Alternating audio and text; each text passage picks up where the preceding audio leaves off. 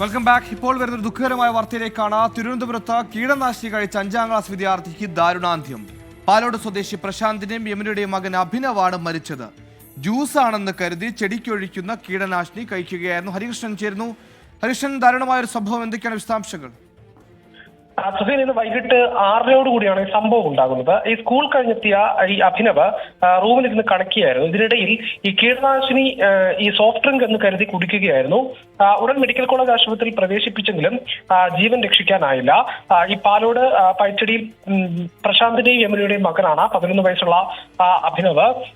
ഈ വീട്ടിൽ നിറയെ ചെടികളും പച്ചക്കറികളും ഉള്ളതിനാൽ കീടനാശിനികൾ വാങ്ങി വെച്ചിരുന്നു. അതിനിടെ അത് ആണ് ഈ ജ്യൂസ് ആണെന്ന് കരുതി, സോഫ്റ്റ് ഡ്രിങ്ക് ആണെന്ന് കരുതി എടുത്ത് കുടിച്ചത്. ഈ കുട്ടി നേരത്തെയും ഇത്തരത്തിൽ ഭക്ഷ്യയോഗ്യമല്ലാത്ത സാധനങ്ങൾ കഴിക്കുന്ന ഒരു സ്വഭാവം ഉണ്ടായിരുന്ന കുട്ടിയാണെന്നാണ് മാതാപിതാക്കൾ പറയുന്നത്. ഈ നന്ദിയോട് നടന്ന TTIയിലെ 5ാം ക്ലാസ് വിദ്യാർത്ഥിയാണ്. നിലവിൽ മൃതദേഹം മെഡിക്കൽ കോളേജ് ആശുപത്രിയിൽ സൂക്ഷിച്ചിരിക്കുകയാണ്. സുഹൈൽ.